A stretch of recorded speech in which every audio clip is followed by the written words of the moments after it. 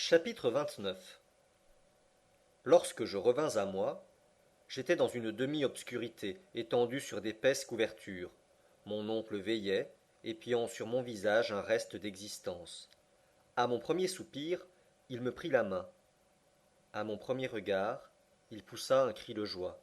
Il vit, il vit s'écria-t-il. Oui, répondis-je d'une voix faible. Mon enfant, dit mon oncle en me serrant sur sa poitrine, te voilà sauvé. Je fus vivement touché de l'accent dont furent prononcées ces paroles, et plus encore des soins qui les accompagnèrent. Mais il fallait de telles épreuves pour provoquer chez le professeur un pareil épanchement. En ce moment, Hans arriva. Il vit ma main dans celle de mon oncle. J'ose affirmer que ses yeux exprimèrent un vif contentement. Goddag, dit-il. Bonjour, Hans, bonjour, murmurai-je. Et maintenant, mon oncle, apprenez-moi où nous sommes en ce moment. Demain, Axel, demain. Aujourd'hui, tu es encore trop faible. J'ai entouré ta tête de compresses qu'il ne faut pas déranger. Dors donc, mon garçon. Et demain, tu sauras tout. Mais au moins, repris-je, quelle heure, quel jour est-il 11 heures du soir, c'est aujourd'hui dimanche 9 août, et je ne te permets plus de m'interroger avant le 10 du présent mois. En vérité, j'étais bien faible, et mes yeux se fermèrent involontairement. Il me fallait une nuit de repos. Je me laissai donc assoupir sur cette pensée que mon isolement avait duré 4 longs jours. Le lendemain, à mon réveil, je regardai autour de moi. Ma couchette, faite de toutes les couvertures de voyage, se trouvait installée dans une grotte charmante, ornée de magnifiques stalagmites et dont le sol était recouvert d'un sable fin. Il y régnait une demi-obscurité. Aucune torche, aucune lampe n'était allumée, et cependant certaines clartés inexplicables venaient du dehors en pénétrant par une étroite ouverture de la grotte. J'entendais aussi un murmure vague et indéfini, semblable au gémissement des flots qui se brisent sur une grève, et parfois les sifflements de la brise. Je me demandais si j'étais bien éveillé, si je rêvais encore, si mon cerveau, fêlé dans ma chute, ne percevait pas des bruits purement imaginaires.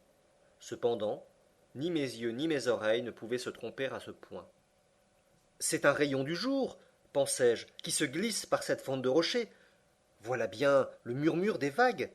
Voilà le sifflement de la brise. Est-ce que je me trompe? Ou sommes-nous revenus à la surface de la terre? Mon oncle a-t-il donc renoncé à son expédition? Ou l'aurait-il heureusement terminée? Je me posais ces insolubles questions quand le professeur entra. Bonjour, Axel, fit-il joyeusement. Ah, je gagerais volontiers que tu te portes bien. Mais oui, dis-je, en me redressant sur les couvertures. Cela devait être, car tu as tranquillement dormi. Hans et moi, nous t'avons veillé tour à tour, et nous avons vu ta guérison faire des progrès sensibles. En effet, je me sens ragaillardi, et la preuve, c'est que je ferai honneur au déjeuner que vous voudrez bien me servir. Tu mangeras, mon garçon. La fièvre t'a quitté. Hans a frotté tes plaies avec je ne sais quel onguent dont les Islandais ont le secret, et elles se sont cicatrisées à merveille. C'est un fier homme que notre chasseur. Tout en parlant, mon oncle apprêtait quelques aliments que je dévorais, malgré ses recommandations. Pendant ce temps, je l'accablais de questions auxquelles il s'empressa de répondre.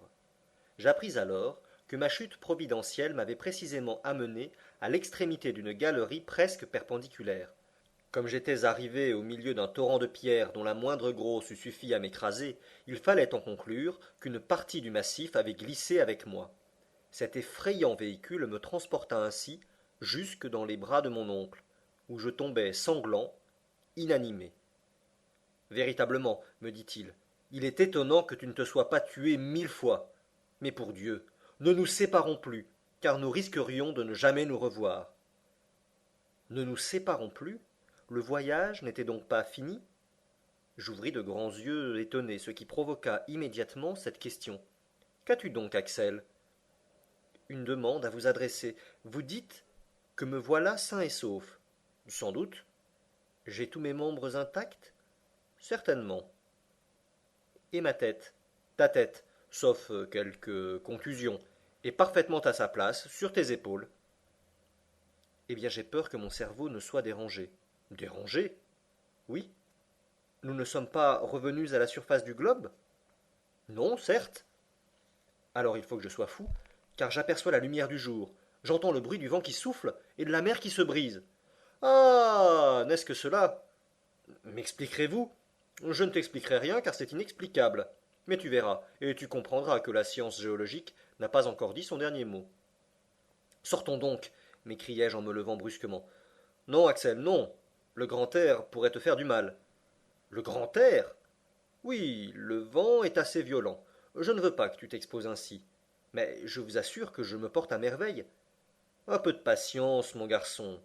Une rechute nous mettrait dans l'embarras, et il ne faut pas perdre de temps, car la traversée peut être longue. La traversée?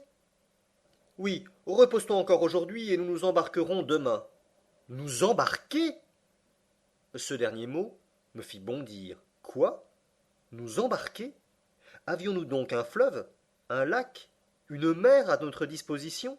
Un bâtiment était-il mouillé dans quelque port intérieur?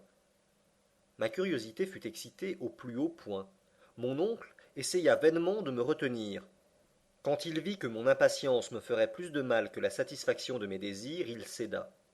Je m'habillai rapidement. Par surcroît de précaution, je m'enveloppai de l'une des couvertures, et je sortis de la grotte.